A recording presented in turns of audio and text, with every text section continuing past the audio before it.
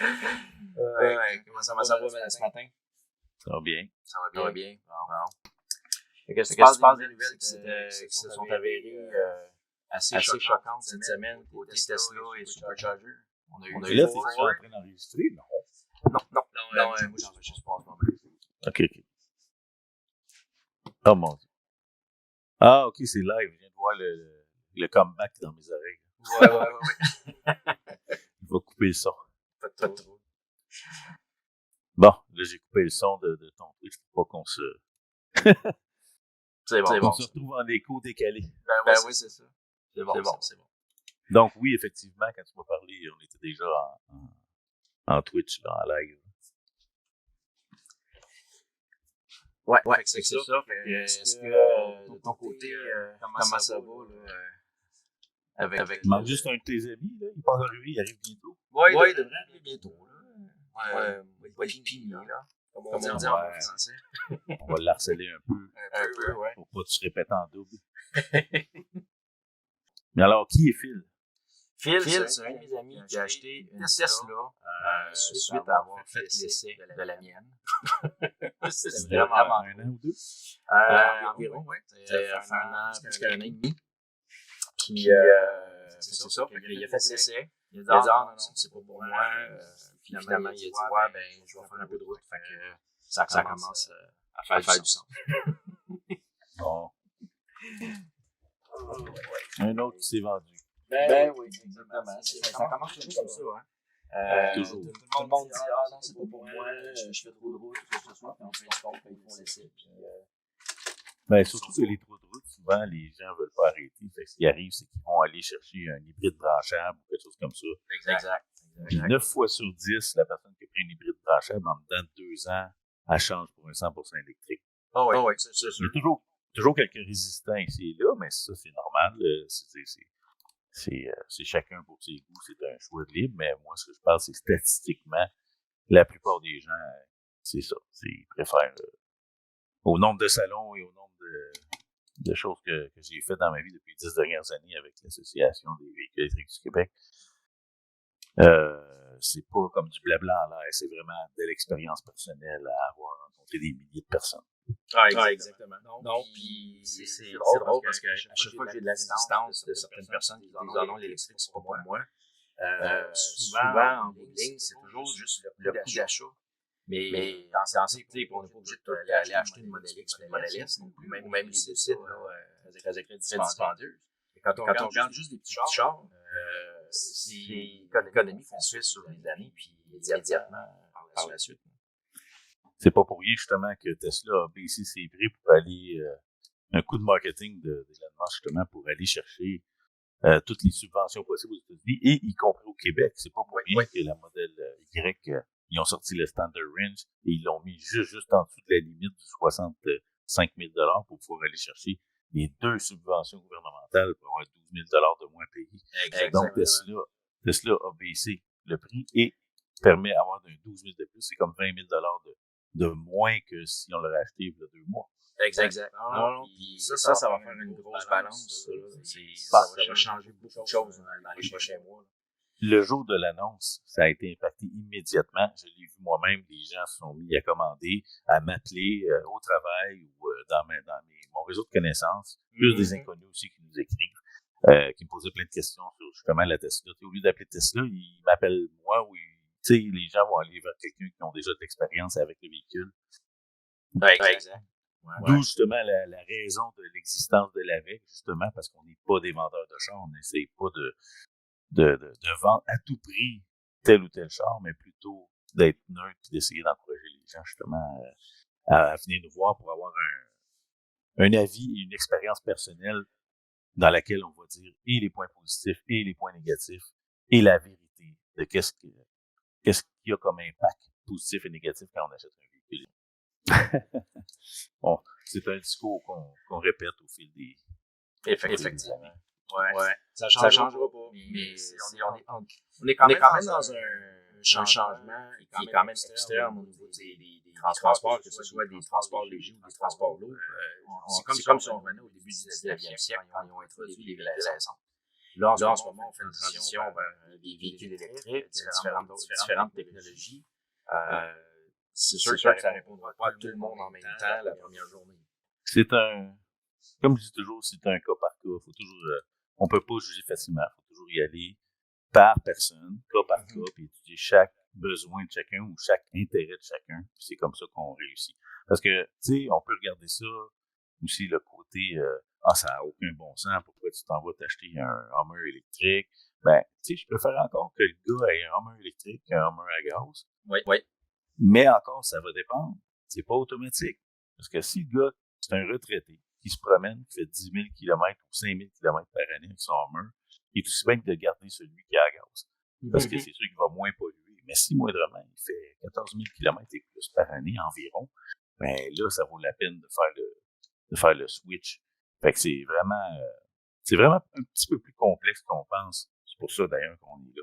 Pour justement essayer d'aider les gens à faire leurs calculs, puis d'avoir les vrais calculs. On n'a pas d'intérêt. On est vraiment... tu sais, on n'a pas l'intérêt. Moi, je fais pas une commission sur un char. Donc il n'y a personne en ce moment, autant au niveau de l'AVEC, quand tu regardes les différents groupes comme Tesla Québec, les autres forums qu'il y a, personne qui fait de l'argent en commandant un véhicule plus qu'un autre.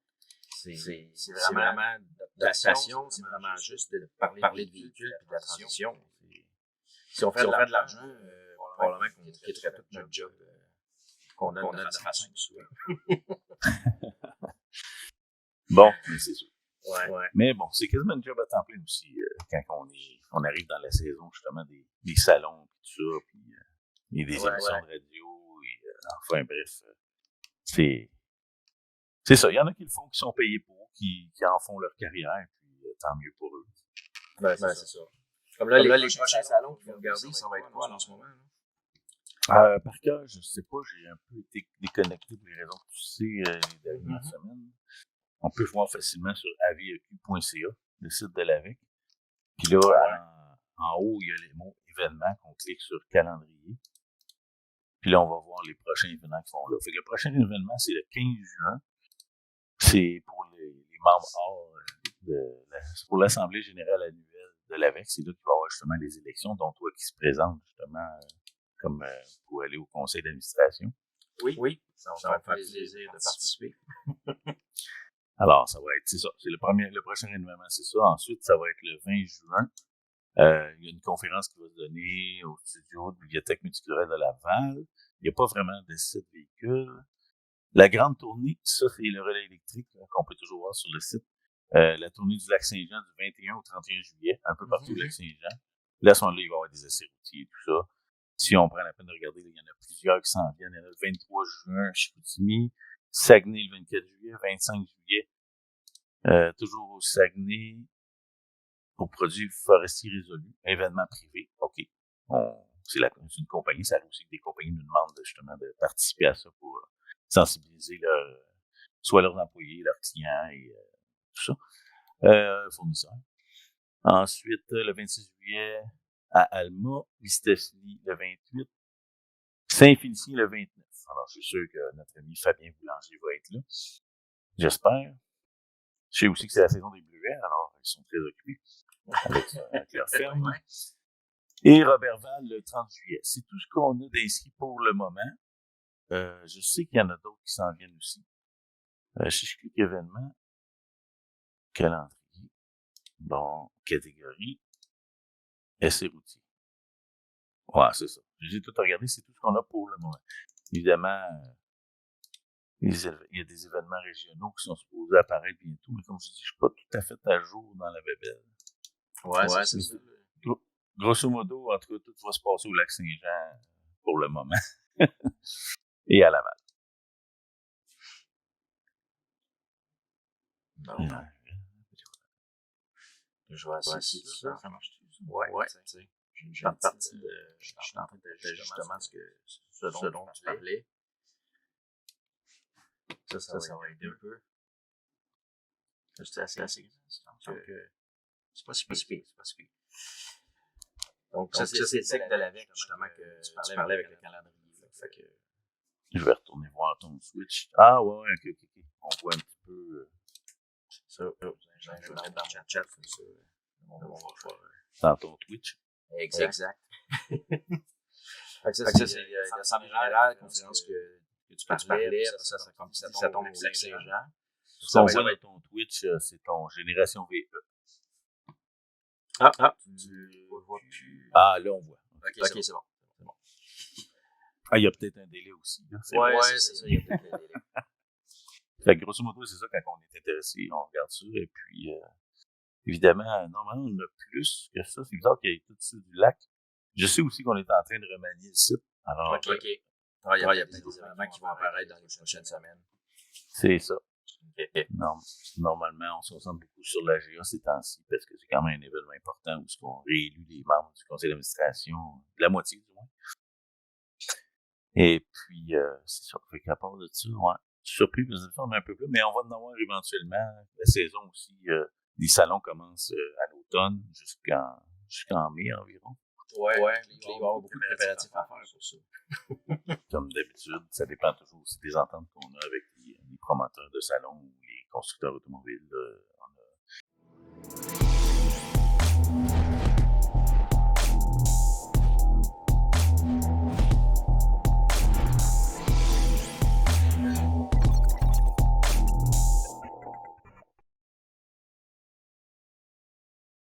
Mais non, c'est ça, mais il s'est passé beaucoup de choses. On a eu, il y a quelques semaines, on a eu Ford qui a annoncé le standard Tesla sur leur chaîne de production. Ça va changer beaucoup la donne sur les prochains véhicules qui s'en viennent. Exactement. Ensuite de ça, on a eu Flo aussi qui a annoncé qu'ils utilisaient aussi eux autres la même chose.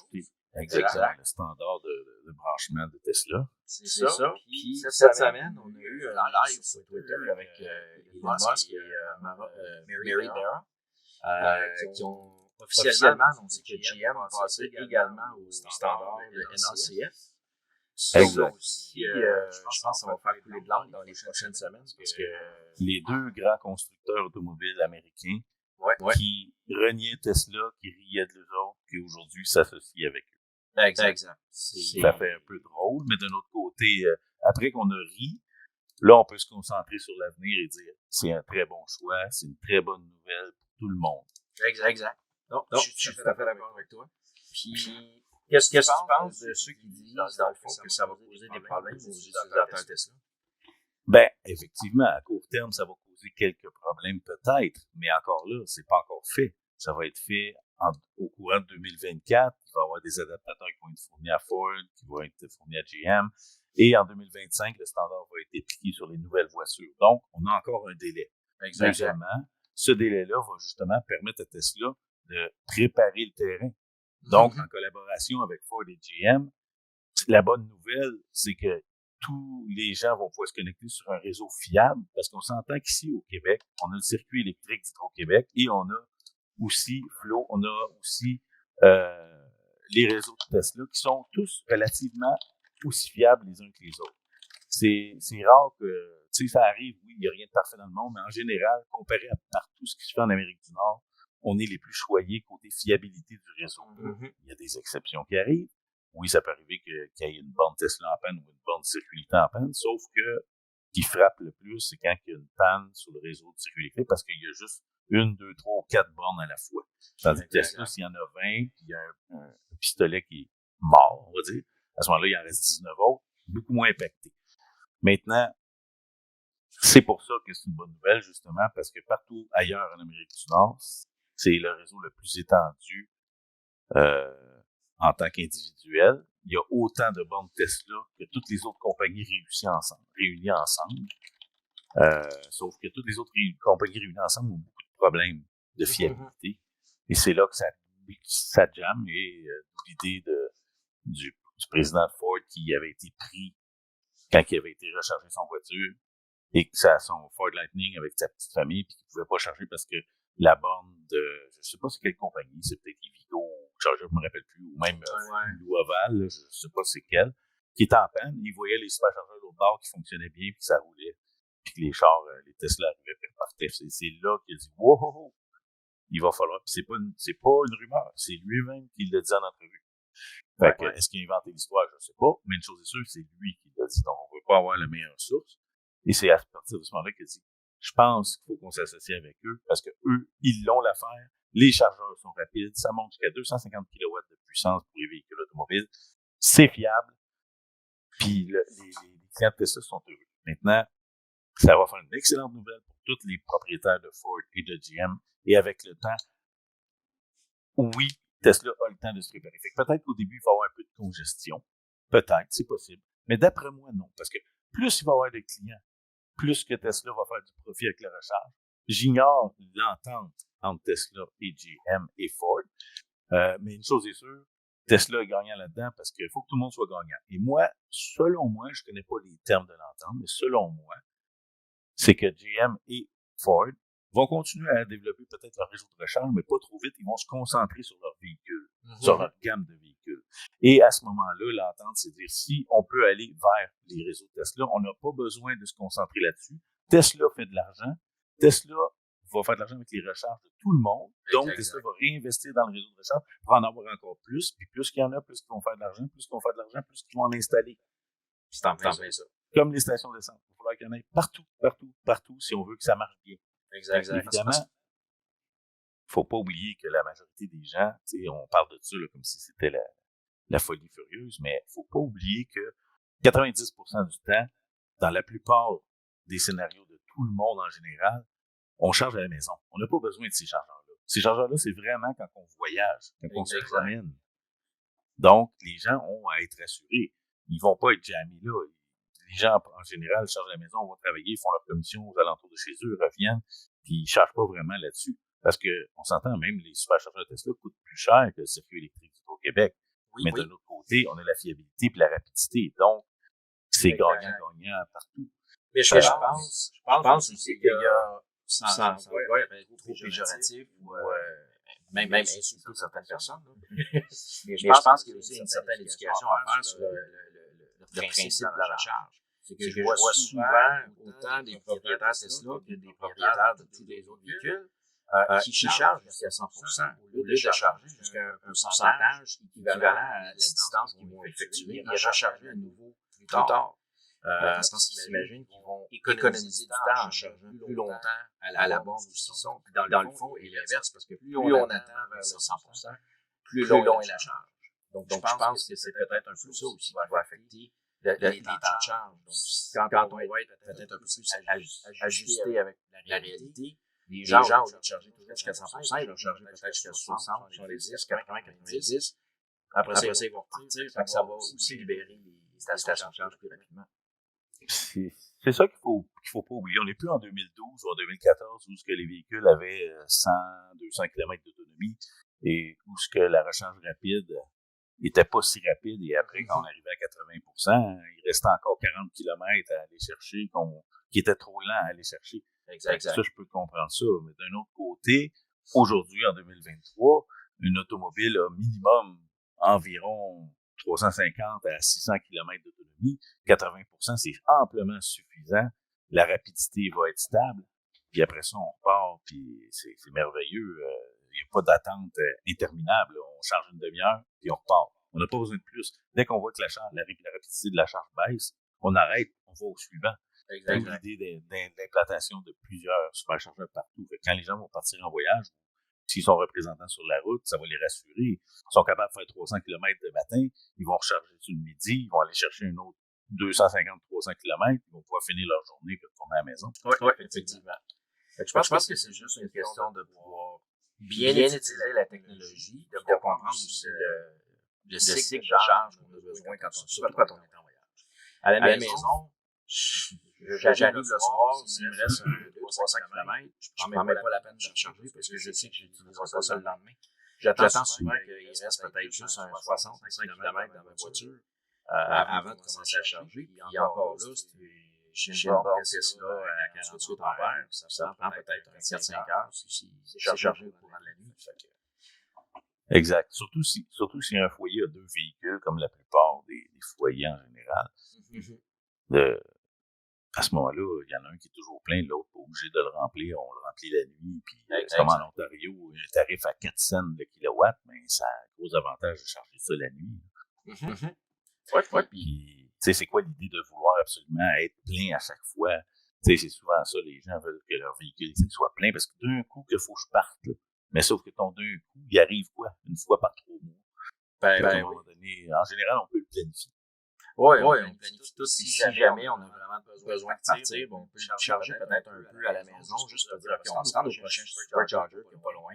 On va prendre 20 minutes, on va le remettre à 80%, puis on continue notre route. C'est pas... c'est sûr que quand on parle peut-être de petits véhicules, comme les livres qui sont peut-être un peu vieilles, on parle d'une capacité de 50 kW. Donc ça, c'est un peu plus slow. Mais la plupart des véhicules sont rendus à 100, 150 kW. Donc c'est plus vraiment un problème comme on avait au départ. Mais souvent, quand on dit 50 kW, la plupart des véhicules, c'est surtout, comme tu sais, quand tu es à 10% jusqu'à 50% de charge, qui va aller chercher le maximum de la borne, mais après ça drop. La seule compagnie que je lève mon chapeau, c'est Audi. Audi ont une recharge très stable à 150 kW de puissance, comme la Audi e-tron que j'ai utilisée pour aller aux États-Madeleine, par la gracieuseté de Audi. On avait chargé tout le long du voyage de 10% à 90%, c'était très stable à 150 kW, puis après ça drop. Alors ça, c'est le véhicule le plus stable en recharge. Alors qu'une Tesla qui peut monter à 250 va dropper beaucoup plus rapidement après 50% de recharge.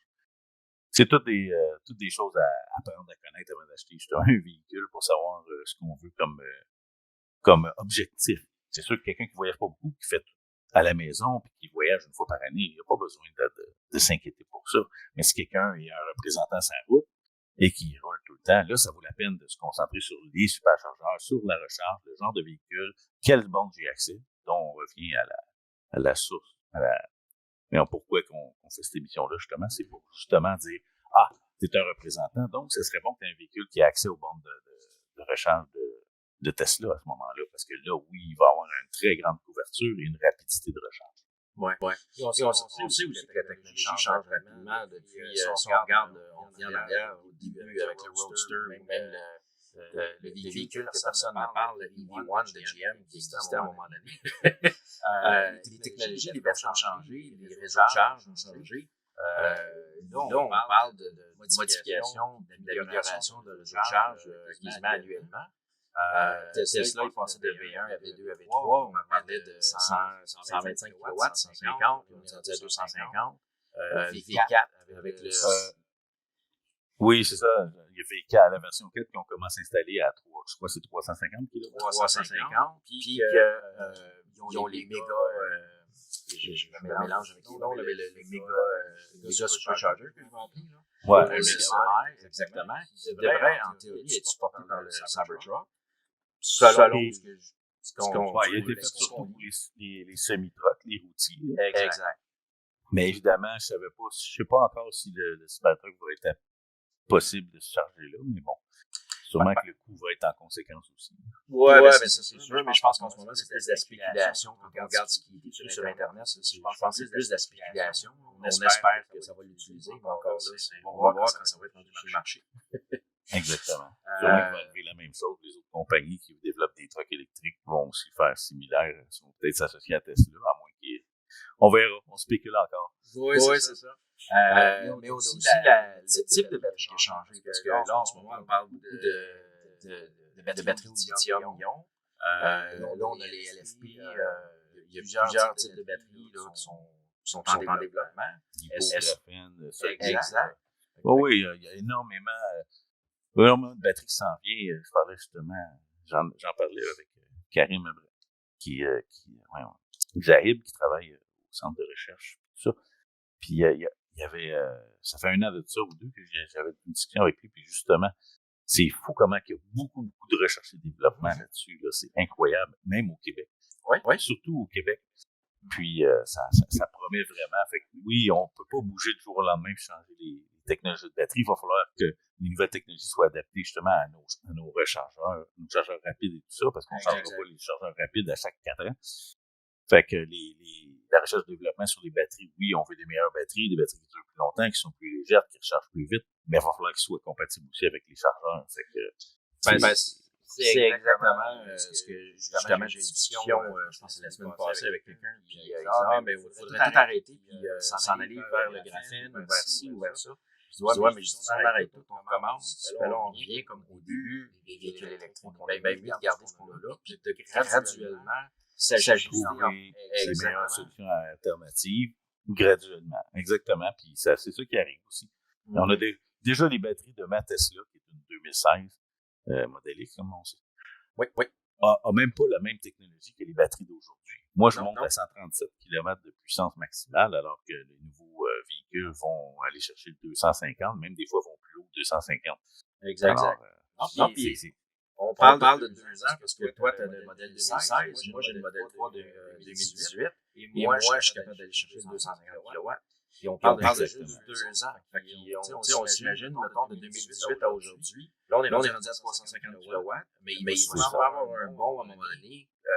On verra avec le mégawatt Tesla, mais il va avoir un bon jusqu'à un moment donné. C'est pour ça que je suis pas pressé de recevoir mon Cybertruck, parce que je me dis, plus tard, il va aller, mieux je vais avoir les meilleures batteries. Moi, c'est exactement ce que j'ai répondu à plusieurs personnes. Puis, ça me fait rire de voir des fois des commentaires sur certains groupes qui disent ça ne sortira jamais parce que. Mais oui, ils ont dit la même chose avec le modèle 3, puis ils ont dit la même chose avec le modèle X au début. Puis, regarde, à un moment donné. Moi, je pense qu'on est juste mieux d'être patient. De toute façon, ça me permet d'user mon véhicule actuel au maximum. Quand je vais appeler pour le vendre, je vais juste passer à d'autres choses. Je vais l'avoir usé à la corde, comme on dit, au lieu de changer aux 2 ans. C'est ça, exactement. Puis, là, je fais un parallèle avec un autre sujet. Ça, c'est une autre chose aussi que je trouve un petit peu aberrant, voir certaines personnes de changer un véhicule électrique aux 2 ans ou aux 2 ans. C'est sûr que ça dépend toujours de l'utilisation, mais si on fait juste changer pour changer, parce que ça, c'est un nouveau modèle, il y a des nouvelles features où il est beau. Ben, je vais t'arrêter tout de suite, parce que c'est sûr que ce coup, ça a l'air aberrant, mais d'un autre côté, il faut pas oublier qu'il y a un marché pour l'usager. C'est sûr. Il y a beaucoup de personnes qui font pas le pas, parce que pour acheter un char neuf, pour eux, c'est un non-sens, tant écologique que financier. Eux autres, ils vont toujours acheter des chars usagés. Puis là, ben, eux sont avec leur Corolla 98. Et puis, ils sont encore à l'essence. Et ils veulent pas changer pour un véhicule neuf que eux ont payé dans le temps 15 000 $. Là, ils se voient pas payer 50 000 $ pour un nouveau véhicule ou 40 000 $ après les rabais. Mais, d'un autre côté, moi, je trouve ça correct parce que la personne qui a un peu plus les moyens, mettons comme moi et toi, de dire, OK, on va acheter un véhicule électrique neuf, on va le changer aux 3 ans. C'est pas ça que j'ai fait avec la Tesla, mais avec la Leaf, effectivement, c'est ça qu'on a fait. Pour faire le parallèle, on a acheté une Leaf 2012. Je trouvais ça un peu serré. Et quand je l'ai acheté, j'ai payé quand même 50 000 $ la Leaf 2012 avec 100 km d'autonomie. C'est un peu comme désastreux comme choix, mais d'un autre côté, je me suis dit, mais là, s'il n'y a plus de véhicules électriques après, puis que ça tombe, puis que ça tue dans l'œuf, puis qu'il n'y a plus rien qui se passe, puis que les pétrolières gagnent encore, ben au moins je vais l'avoir, puis je vais l'user à la corde, puis je vais le garder 40 ans, ce char-là. Je vais l'exagérer au maximum. Puis tout. Mais malheureusement pour moi, puis heureusement pour vous tous, ben ça a été un mauvais investissement pour moi parce que j'ai changé en 2016 pour une nouvelle Leaf avec 180 km d'autonomie. Là, à ce moment-là, on était beaucoup mieux. Puis, vous avez eu l'option d'avoir des véhicules avec plus d'autonomie, un peu plus de fiabilité. Et aujourd'hui, on a acheté en 2019, on l'aura changé encore pour une 350 km. Et là, depuis ce temps-là, on ne l'a pas changé. 350 km, c'est en masse, c'est la norme psychologique de Montréal-Québec. Et c'est là que, à ce moment-là, on vient de faire le dernier move de changer fréquemment le véhicule. Fait que ce véhicule-là, on le garde. Quand le Cybertruck va arriver, c'est probablement la Leaf qui va s'en aller. On va garder la Tesla, puis on va avoir un autre Tesla. Fait que ça, c'est l'objectif. Puis d'un autre côté, ben, les deux véhicules, le premier, on l'a vendu au concessionnaire quand on a acheté le 2016. Et le 2016, je l'ai vendu à un collègue de travail qui, elle, a pensé exactement comme je disais tantôt. Elle veut pas acheter du neuf. Fait qu'elle l'a acheté de nous usagé. Puis à ce moment-là, elle a payé moins cher. Puis l'usager a servi à quelqu'un qui, autrement, n'en aurait peut-être pas acheté. C'est vrai. À ce moment-là, on permet à faire tourner l'économie à en trouver d'autres. C'est sûr qu'à un moment donné, il y a faut un certain ralentissement dans la surconsommation. Mais pour l'instant, on est au début des véhicules électriques. S'il y a des gens qui veulent en acheter, qui veulent changer fréquemment, ça permet d'avoir d'autres véhicules sur le marché, puis d'enlever les bases autorouillées qui polluent beaucoup, qui restent encore sur la route. faut jamais oublier que c'est l'important, c'est de respecter ce que les gens veulent, leur choix possible. Nous, on essaie de les convaincre, on essaie de leur faire voir les chiffres, on essaie de leur faire voir des exemples. C'est pour ça que, justement, c'est des bénévoles propriétaires. C'est pour ça qu'on a une approche plus, comment pourrais-je dire, une approche plus conciliante, plus, tu sais, c'est sûr qu'il va toujours avoir quelques bénévoles qui vont être plus agressifs. Mais moi, avec les années, j'ai compris que, dans le fond, c'est pas avec l'agressivité qu'on convainc les gens, c'est en leur montrant des choses qui sont, des faits, des sources, tu sais, des exemples de vécu, surtout, de ce qu'on a vécu au travers des années, au travers de nos achats et dans nos activités de tous les jours. C'est comme ça qu'on réussit à convaincre les gens. Et aussi, en leur rentrant pas dans le fond de la gorge, il faut qu'on leur dise, ouais, c'est quoi ton besoin? C'est quoi que tu as besoin? C'est quoi tu veux faire? Qu'est-ce que tu as peur? Qu'est-ce que tu as peur? Ah, toi, tu fais de la route. Ah, toi, tu veux. OK, parfait. Puis, tu sais, les superchargeurs sont là pour toi parce que tu es sur la route avec en tant que représentant parce que tu fais beaucoup de routes, alors que l'autre personne est semi-retraitée, elle fait quand même quelques voyages. Oui, OK, c'est bon pour elle. Une autre personne, elle voyage juste en avion. Fait que là, à ce moment-là, dans sa vie quotidienne, elle va juste travailler à 20 km, puis à part ça, elle se promène pas ailleurs. Ah, ben elle, une livre usagée, ça serait peut-être mieux. On peut prendre un F-150 qui est présentement sur le marché. Évidemment, c'est toujours l'histoire de l'avoir, mais à un moment donné, ça va être disponible. Mais ça fait la job. C'est juste que les gens, en échange d'économiser énormément de frais, d'essence et tout ça, d'entretien, il faut, s'il est capable de vivre avec le fait qu'on va charger un petit peu plus souvent, si c'est surtout l'été qui se promène avec la roulotte et non l'hiver, donc il n'y a pas l'impact de l'hiver, il faut tenir compte de tout ça, puis en bout de ligne, je crois pas que ça a un si gros impact. Le gros impact que je vois, c'est si quelqu'un a un Ford F-150 et qui, lui, veut aller se promener dans le fin fond du bois au nord de Chibougamau, probablement à 500 km plus loin. Là, il n'y a plus rien, il peut plus charger, puis tu sais, lui, il s'est apporté des bidons pour fouler son truck dans son pick-up, dans sa boîte en arrière, tu comprends? Mais ça, on parle de cas d'exception, mais souvent, c'est toujours ça que les gens rapportent. Le cas d'exception du gars qui s'en va à 1000 km au nord. T'entends, c'est ça. Fait que lui, le gars qui s'en va à 1000 km au nord, ben c'est sûr que, tu sais, on ne verrait pas, moi, apporter des batteries packs dans le pick-up de son F-150 pour aller se recharger quand il est parti à la pêche au lac Moumouk à l'autre bout. C'est ça. Ou essayer de traîner des panneaux solaires pour récupérer un peu d'énergie. Ben, c'est ça prendrait des jours et des jours, ça n'aurait aucun sens. Mais c'est pour ça que, évidemment, oui, cette personne-là, c'est correct. Va-t'en avec un F-250, un F-150 à gaz, apporte-toi des bidons, va-t'en à pêche à l'autre bout. La liberté, c'est ce qui prime le plus. Puis si c'est ça qui aime faire dans la vie, va-t'en à l'autre bout avec ton truck à gaz, tu reviens-t'en, puis reprends ta bosse quand tu reviens à la maison. Tu sais. Mais oui, c'est ça, parce que la personne n'a pas le choix. Là, tu sais, on ne mettra pas des superchargeurs où il y a 6 pêcheurs qui s'en vont là-bas une fois par année. Exact. Non, je suis très d'accord.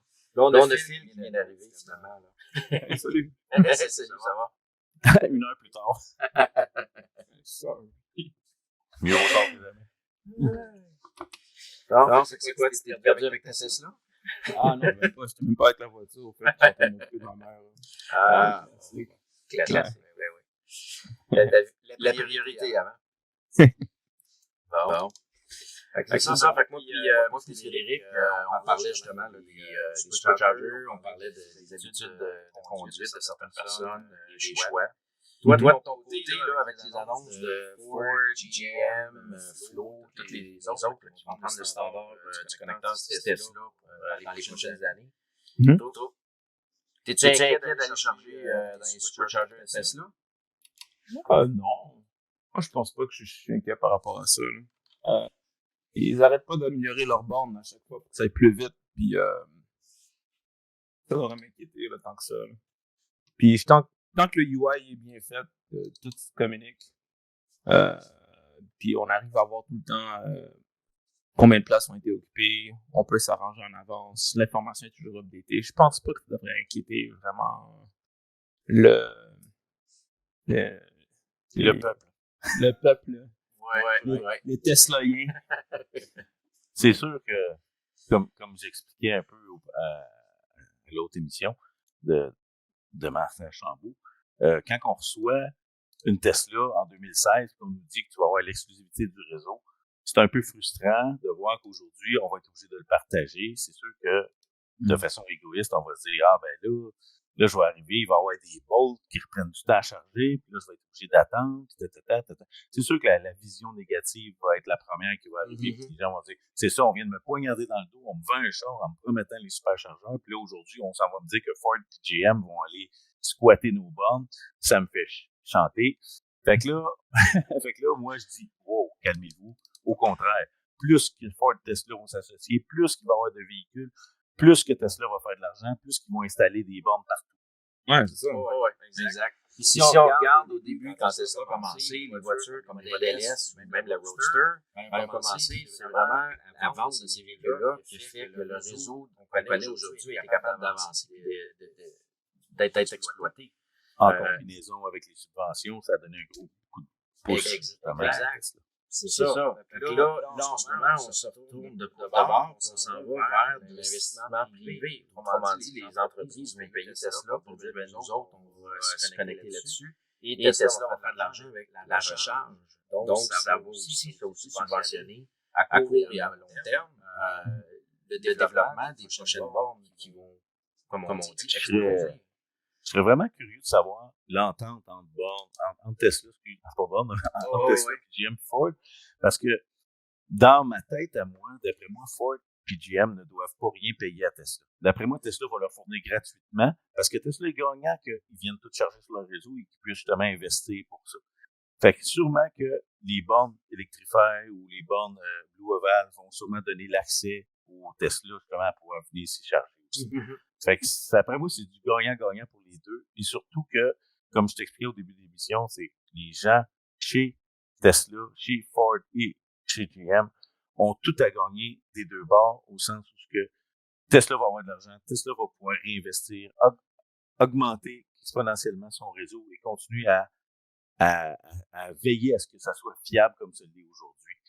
Puis d'un autre côté, ben, les autres constructeurs, eux, vont pouvoir se concentrer dans leurs investissements, dans leurs véhicules, dans leurs plateformes, plutôt qu'essayer de se casser la tête avec leur réseau de recharge. Exact. Puis il faut pas oublier non plus que Tesla, la plupart des produits qu'ils créent en ce moment est open source. Que ça passe du FSD au monde de Tesla. Le patent, il est open source. Donc, n'importe quelle entreprise peut décider de l'utiliser. C'est sûr que pour l'accès au supercharger, pour le moment qu'il faut qu'il parle de Tesla, parce qu'il donne des accès au niveau des UI puis de l'informatique, mais il n'y a pas vraiment de redevance comme certains autres standards qui sont sur le marché où ils doivent payer des redevances. Exact. Ça devient un peu complexe, mais c'est juste du win-win partout, là. Oui.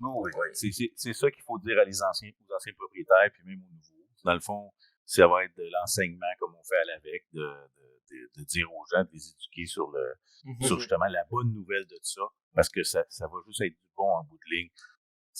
Tesla ne laissera pas ça comme ça, en voyant tout se jammer, parce qu'ils risquent de perdre des clients au profit des autres.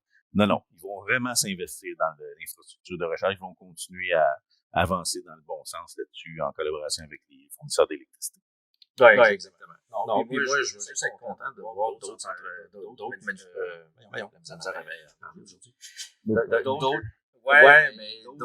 modèles de véhicules se chargeant à nos bornes aussi, parce que ça va probablement enlever justement la rivalité qu'on voit souvent entre des propriétaires de GM ou Ford ou autres qui disent c'est meilleur, puis il y a d'autres qui disent non, c'est moi qui est meilleur. C'est comme un véhicule électrique, c'est un véhicule électrique. Écoute, il va toujours avoir de la rivalité, parce qu'une Civic SI avec une casquette, c'est toujours une Civic SI avec une casquette. Ouais, mais c'est ça. Je m'inquiète pas je m'inquiète pas du tout pour l'avenir. On s'en va vers un bon avenir, puis les gens on va les renseigner, on va leur mettre tout le contexte pour que les gens comprennent bien justement que c'est une bonne nouvelle, que tout le monde va être gagnant là-dessus et qu'on va pouvoir justement rouler de plus en plus de manière fiable et pas arriver avec des bornes qui sont en panne parce que les autres réseaux sont défaillants en dehors du Québec. Exact. Je pense que ça va aider aussi pour les voyages, parce que si, mettons, Tesla n'est pas dans un certain secteur, puis qu'on a soit le circuit électrique, ou le ChargePoint, ou toute autre compagnie qui fait le service dans ce coin-là. Ben, je regarde ton Twitch avec toutes les bornes Tesla, je vois pas où c'est qu'il manque de bornes Tesla, mais bon, il y en a pas mal partout. Il y a déjà pas mal installé partout. Puis les gens qui disent justement, ben là, ça va coûter cher. Ben, t'es pas obligé d'aller sur une Tesla, tu peux aller sur une des autres, puis de toute façon, on sait bien que 90% des recharges se font à la maison. Exact. Puis surtout que les tarifs de nuit risquent de baisser pour justement inciter les gens à charger de nuit, comme en Ontario présentement, comme tu expliquais, qui était à 4 sous du kilowatt. Ça, c'est très avantageux de charger à la maison en premier lieu. Ouais, ça c'est déjà fait. En Ontario, c'est comme ça, là. Je crois, c'est 25 ou 35 sous du kilowatt à 6 heures le soir. Mais par exemple, si tu charges après 11 heures ou après 10 heures le soir, là, tu tombes à 4 sous le kilowatt. C'est vraiment pour forcer les gens à équilibrer. Parce qu'on s'entend que, autant au Québec qu'en Ontario, c'est pas on manque pas d'électricité. C'est la puissance de distribution localisée qui est le problème. À Montréal, il y a des places qui sont pas capables de fournir dans certains centres de transport d'autobus, parce que moi, je travaille pour la STM. Puis, il y a des places où on n'est pas capable d'avoir la puissance parce que c'est le réseau de transport et distribution qui doit être justement amélioré. Puis, c'est ce qu'ils font présentement Hydro-Québec, mais ça prend du temps. Ça prend du temps. Mais la puissance est là. On n'a pas besoin d'autres barrages, même si tous les véhicules sont 100% électriques. C'est juste qu'il faut répartir nos charges où il n'y a pas de demande, comme par exemple la nuit, puis le problème est réglé. Exact. Mais c'est ça. Avec des incitatifs à 4 kW la nuit, les gens vont le faire. Ouais. Puis, moi, je peux dire que Hydro-Québec, avec leur service Flex, c'est déjà en cours au Québec. Parce que moi, en ce moment, je suis avec un Flex. Et la nuit, ça me coûte ça 4 sous charger. C'est vraiment pas cher. C'est sûr que quand on arrive dans les pics, c'est sûr que ça va coûter plus cher. Mais c'est correct aussi. C'est souvent, la plupart des gens disent, ben là, Hydro-Québec vont venir te ramasser, tu vas voir, puis l'électricité va coûter cher. Seigneur. C'est parce qu'à un moment donné, il faut devenir aussi, tu pourras demander à Phil, tu m'as demandé à un paquet de personnes, je suis pas la personne, moi, c'est ça la plus écologique. Je suis pas grano, on fait notre part, mais on n'est pas extrémiste. Exact. Puis, à un moment donné, il faut devenir éco-responsable. C'est-à-dire, est-ce qu'on va charger notre voiture 24 heures sur 24 pour toujours être à 100%? Non. Au même titre qu'on ne chauffe pas notre piscine 365 jours par année, etc. À un moment donné, il faut prendre des décisions et dire, on va y aller avec ce qu'on a besoin et non avec ce qu'on est capable d'utiliser. Ouais.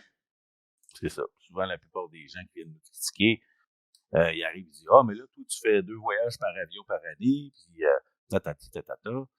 puis là, toi, tu viens me faire la morale avec vos 2 véhicules électriques, puis moi, de m'envire de base, puis toi, tu fais quoi? Toi aussi, tu fais tes 2 voyages par année. Mais toi, tu roules à gaz en plus. Moi, c'est ça la différence que déjà que je fais. Exact. Toi, tu fais pas de compost, j'en fais. Toi, tu sais, à un moment donné, là, c'est qu'il faut pas non plus être plus catholique que le pape. Il faut faire notre part, puis au fur et à mesure que les possibilités de faire notre part augmentent sans trop affecter notre confort, on va le faire. C'est exactement ça. Mais au moins, on fait de quoi, contrairement à ceux qui chiolent le plus. La proactivité. Non, mais c'est vrai. Ça manque à beaucoup. Ça manque à beaucoup. Je ne pourrais pas vous parler bien plus longtemps parce que je sais que Daniel Breton va arriver chez moi dans quelques minutes. Oui, il n'y a pas de problème. Tu diras bonjour en passant. Ben oui. Puis, je te souhaite bonne chance, Capitaine Rico, pour ta candidature au sein du conseil d'administration de l'Association des véhicules électriques du Québec. L'AGA se tient le 15. Alors, on va espérer que tu as une belle présentation pour pouvoir justement gagner ces élections. On a quand même, 7 candidats à 3 postes. Quand même. On est positif. Oui. Positif. On va s'électrifier. Exactement. Fait que c'est merveilleux. Alors, pour faire en résumé, pour le but original de ton épisode, justement, ton enregistrement du Twitch aujourd'hui, c'est justement de rassurer les gens, de dire, au contraire, c'est une bonne nouvelle que Ford et GM entrent là-dedans. Il faut que ça se passe comme ça pour pouvoir permettre à Tesla de faire plus d'argent, pour pouvoir réinvestir dans son réseau. C'est ça qu'il va faire, c'est sûr et garanti. Puis que c'est sûrement aussi une condition de l'entente. C'est clair et net. On peut pas être en dehors de tout ça, là. Il faut que, tu sais, c'est sûr que si je serais Ford ou GM, je dirais, OK, oui, go, je t'envoie tous nos clients sur tes bornes, mais en échange, faut que t'en rajoutes, faut pas qu'il y ait de congestion, là. Il y a aucun intérêt pour aucun des trois constructeurs. Les trois grands américains, parce que le Chrysler est plus dedans, là. Les trois grands américains vont être vraiment lancés dans les mêmes objectifs. Effectivement. La semaine prochaine, probablement que ça va être un peu plus tôt, mais la semaine prochaine, je vais essayer de faire un autre live. Puis à ce moment-là, peut-être qu'on pourra parler justement des constructeurs, leurs positions, où ils sont rendus dans leurs objectifs, parce que je pense que ça va être la manière de la guerre pour certains d'ici 2030, avant les prochaines limitations de vente de véhicules. Merveilleux. Exactement. Fait que, sur ce, je vais vous souhaiter une bonne fin de journée et puis on se reparle bientôt. Merci à toi aussi, Frédéric. On s'en reparle. Salut. Après 2 ans d'utilisation, puis le va-et-vient Toronto, Montréal, tu trouves ça bien difficile d'être obligé d'arrêter, charger, faire tes choses? Non, mais non, ça se fait bien, là. Tu sais, des fois, tu peux faire un stop, tu vas manger un petit quoi, puis en attendant, tu sais, la pompe fait le travail pendant que tu fais ce que tu as besoin de faire pour reprendre la route, là. C'est quasiment comme un service, là. Tu sais, parce que, quand on va dire que tu as besoin d'acheter quelque chose en chemin, il faut quand même que tu prennes un temps pour mettre ta pompe. Tu fais un 2 en 1.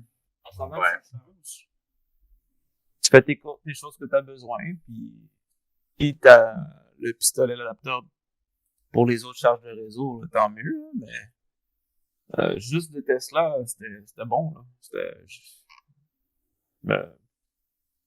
J'ai pas à me plaindre de rien, puis il y a plein de choses sur la route, il y a des on-route, il y en a plusieurs. Ça se fait très bien. Non, ça se fait très bien. Ça se fait très bien. T'as-tu dû attendre souvent dans les bornes? Non, je pense pas. J'ai peut-être attendu 15 minutes une fois. Même pas 5 minutes une fois. Parce qu'il y avait une borne qui était défectueuse. Mais sinon,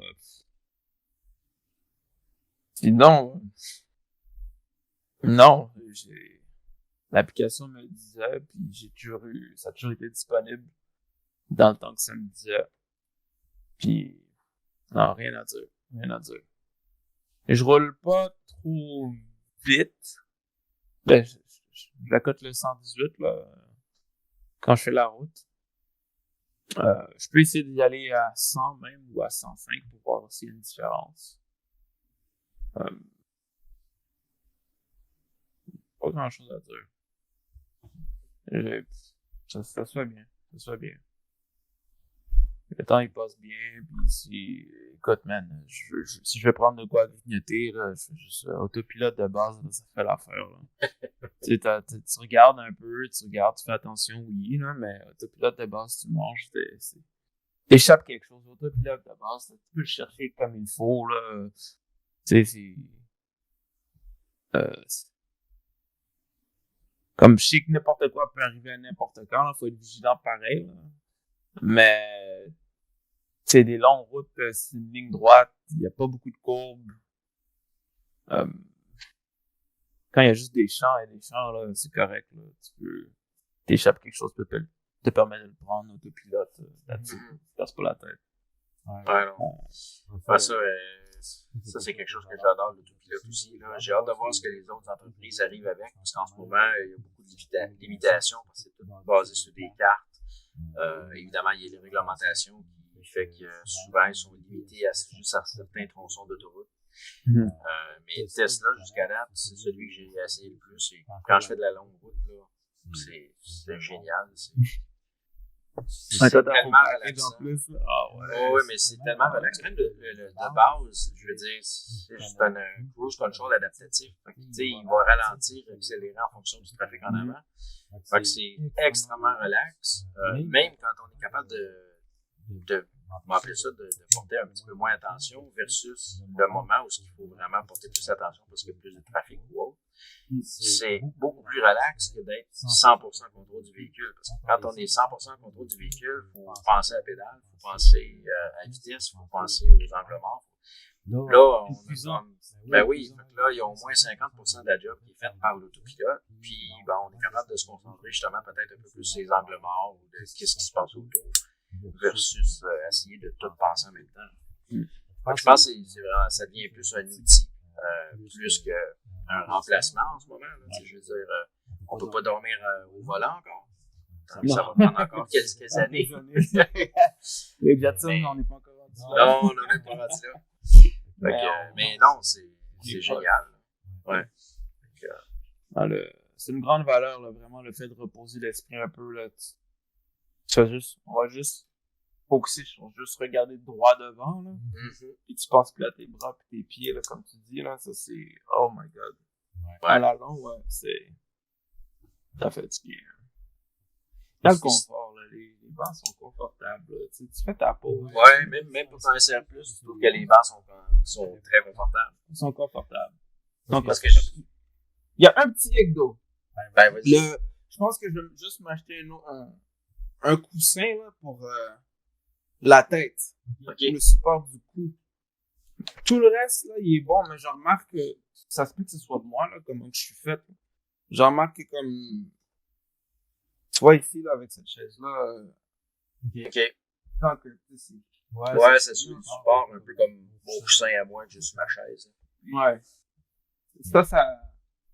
Cet espace-là, là, ça manque un peu. Moi, pour moi, ça manque pour mon véhicule, mais sinon, ça, c'est un petit coussin, là, que je peux mettre, là, puis je suis sûr que ça va fixer le problème, là. C'est pas la fin du monde. Ouais, c'est vrai que le siège dans les modèles 3, j'ai pas vérifié les modèles Québec, il me semble qu'ils sont pas mal identiques, mais. En similaire. Ouais, mais c'est sûr que le siège dans la modèle 3 est fait un peu plus de style racing, je pense. Fait que t'as comme le siège qui est moulant, mais en haut, t'as pas vraiment d'appui-tête, c'est vraiment juste comme un moule standard qu'ils ont juste fait sortir en haut. Fait que c'est un peu plus, peut-être un peu plus rough pour certaines personnes, dépendant comment on s'assied. Fait que si je regarde le Preferred Long Range, je commence à 57 652. Là, je suis bien au Canada. T'as partagé ton écran sur... Ouais, sur Twitch. Sur Twitch? Ah, sur Twitch. Ouais. Puis là, j'ai Preferred All-Wheel Drive Long Range. Ah ouais, attends. Je vais avoir un petit délai. Avant que je le voie, ça me prend un petit peu de temps.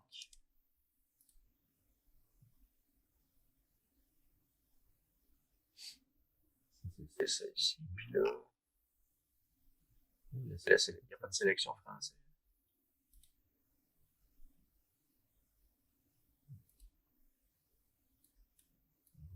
Bon. Il doit pas être en bas.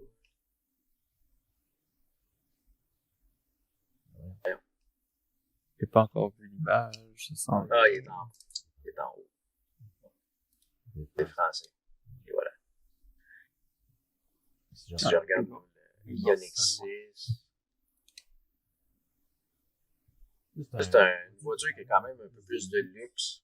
Si on regarde Hyundai, là, ils ont quand même sorti un beau modèle.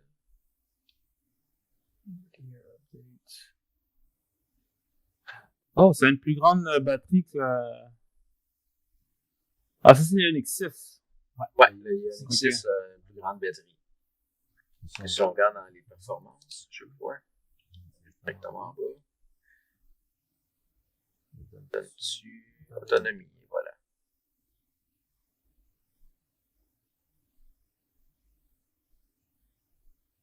Ah, j'ai un petit délai. Ouais. Je pense que c'est moi qui est aveugle, parce que je vois pas. Ah, il est ici. Toi, il parle de 581 km. Oh, that's good. Fait que ça commence, tu sais, je veux dire, les capacités des batteries ont augmenté pas mal. Moi, dans ma Tesla Model 3 en 2018, c'était 499, mais en réel, c'est plus autour de 475 à 485. Parce que ça dépend de la température, ça dépend des collines, ça dépend d'un paquet de choses. Ouais, bon, la réalité, c'est 3,90, on peut dire. 3,90. Ouais, 3,90, 3,80. Mais même avec ça, j'arrive à fonctionner, là, en masse, là, amplement. On peut dire que la différence entre les deux, la longue portée puis la traction intégrale, c'est vraiment juste le moteur électrique pour le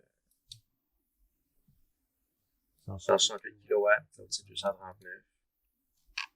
Sinon, si je regarde la Ionette 5, Ils ont fait une espèce de simili Porsche avec l'Orionic. ouais. Les anciens.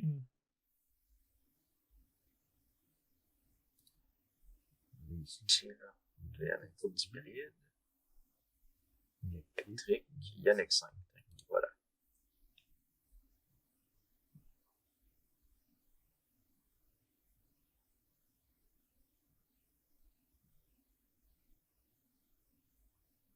Celle-là aussi est belle.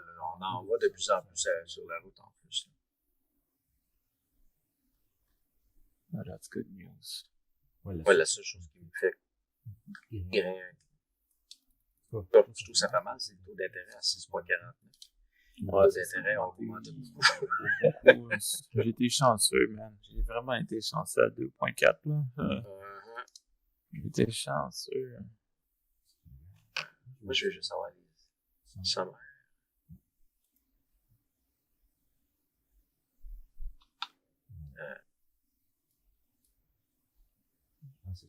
Technologie, performance, c'est plus bas ici. J'ai essayé de me renseigner, voir s'ils pouvaient faire le changement de batterie à l'intérieur à la longue, tu sais, de la Model 3, là. Ouais. Ils font pas ça. Non. Ça aurait été cool, là. Ça aurait été modulaire. Ok, bon, il faut juste l'ouvrir. Ils slide ça dedans, boum. Non, c'est pas tout à fait de cette façon-là que ça fonctionne. Ça serait le fun, par exemple. Ça serait fun. Ouais. Peut-être ça peut arriver aussi, hein. Peut-être ça peut... Peut-être dans les futures années. Peut-être, on sait pas. Peut-être que c'est quelque chose qui va être disponible, je te dirais plus via une tierce partie, un third party. Où quelqu'un va dire, on va pouvoir changer la batterie, puis on va faire les mises à jour. Mais je pense pas que les constructeurs eux-mêmes vont dire, on va changer ça, puis on va t'upgrader. Je pense que ça va devenir un peu plus de la personnalisation. Si on regarde, là, tu vois, la Ioniq 5, là, le modèle de base, c'est 354, puis le modèle jusqu'à 488 km d'autonomie. Fait que c'est quand même bon. C'est bon. On est loin des premiers véhicules, comme Frédéric parlait tantôt, là, autour de 100, 180 km, tout ce qui tu vas chercher une peine de lait, tu reviens. Ça, c'était les premiers, le Roadster, là. C'était comme ça, je pense. Ouais, ben le Roadster, je me souviens pas. On va voir sur Wikipédia, voir si ils sont précis. Ils vont parler de la vitesse, là. C'était quand même quelque chose. 393. C'est ça? Voilà. Ah non, quand même, 370. Ah, c'est quand même quelque chose. 370 km d'autonomie. C'est sûr que là, on parle d'un très, très petit véhicule. C'est un véhicule plus de performance que de voyage.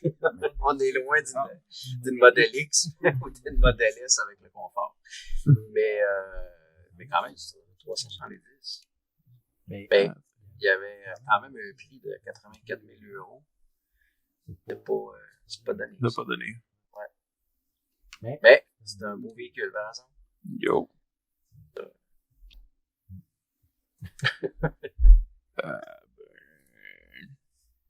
C'est ça. Mais il commence à avoir pas mal plus de choix. Ça commence à avoir de l'allure. Parce que, à part le côté, comment dire, oups, qu'est-ce qui se passe? Non, je pense que mon browser vient de crasher. M'entends-tu toujours? Moi, je t'entends toujours. T'es là. Okay. Attends. Au moins, je pense que c'est Chrome qui vient de crasher. Bon, bref. Des choses qui arrivent. Ouais. It's bug. Ouais. Mais non, c'est ça. Fait que ce que je disais, c'est que il y en a encore beaucoup qui se plaignent qu'il n'y a pas assez d'autonomie, mais Si on regarde les statistiques, en moyenne, il n'y a pas personne qui fait plus que 100 km. Fait que, quand tu es rendu autour de 350 en montant, je pense que on peut dire qu'on est choyé et que ça va très bien de façon générale. Ouais. C'est... Pour monsieur et madame tout le monde, là, ça fait l'affaire. Là. C'est pas comme si monsieur et madame tout le monde va faire Montréal, Outimi, là, everyday.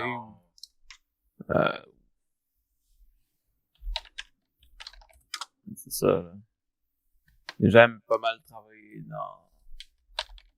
dans les ranges de genre 25-50 km.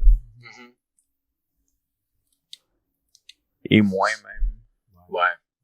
So.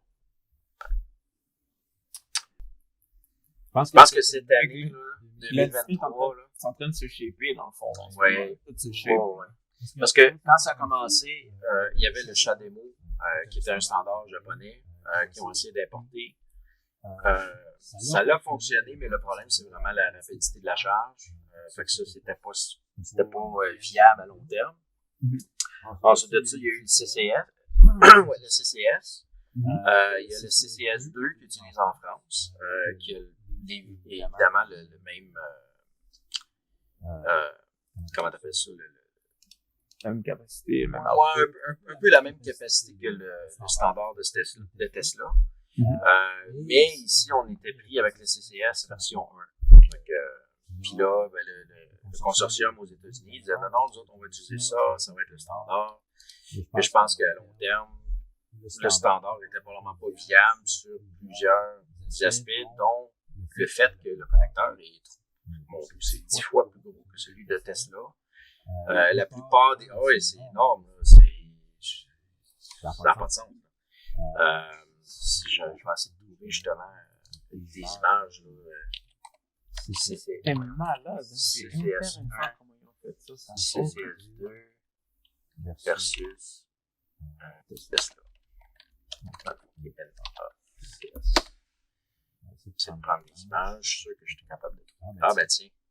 Ça, c'est une image qui se promène pas mal sur le web, justement. C'est ça ici. Puis, si je repartage ça ici, ça va-tu marcher? Ça ici. Ça va prendre un petit peu de temps. Et voilà. Si on regarde le standard en ce moment qui existe, les connecteurs étaient fous, là. Non, ça me prend du temps avant de le voir, je le vois pas encore. Ouais. Tu me diras quand tu le vois, là. On va prendre une couple de secondes, mais on avait le standard qui était le type 1 J1762 que tout le monde a connu. Il y a le Shademo. Puis on voit vraiment la différence entre le CCS1 et le CCS2. Puis il y avait les standards Tesla. Et ça, on regarde ça, c'est le CCS, puis t'as le CCS1 ici. Fait que, tu sais, c'est gros comme connecteur, ça. C'est fou. Versus le petit connecteur ici, Tesla, pas mal plus facile à manier. Puis ça cause pas de stress non plus sur le fil. Parce que ça ici, la grosseur du fil, avec le poids du connecteur, le fil va s'user plus rapidement aussi. Ça prend du temps, c'est pas encore apparu. C'est ça. On voit vraiment un changement rapide. On va voir beaucoup de choses changer cette année. Je pense que ce qui est le fun en tant que premier électro-automobiliste, c'est que on se retrouve un peu comme dans le temps où le monde passait du cheval au véhicule à essence. Ouais. On voit vraiment une transition. Là. On voit qu'il commence vraiment à avoir une segmentation. Check ça, man. C'est massif. Ah oui, c'est gros, là. Ça part pas. Ça ici. Là. Ça, c'est le connecteur, le CCS1, puis ça, c'est le connecteur Tesla. Là. Ça, c'est notre connecteur, puis ça, c'est on va appeler ça la baleine. Je sais pas comment appeler cette affaire-là, mais c'est gros, là. Ouais. Je pense que c'est juste une bonne chose pour tout le monde qu'on ait un connecteur beaucoup plus petit. Ouais. C'est pratique. Ouais. On a beaucoup de choses qui se passent cette année. Le dude, il avance à des kilomètres. Pas des kilomètres, c'est des... Il s'en vient de la mesure, les années de lumière. D'avant. Ouais. Ça va être beau tantôt. Oh boy. Bon, ben c'est good. Je te laisse. Man. On se reparle. Passe un bon week-end. Toi aussi, hein? Alright. Ça marche. Bye. Ciao.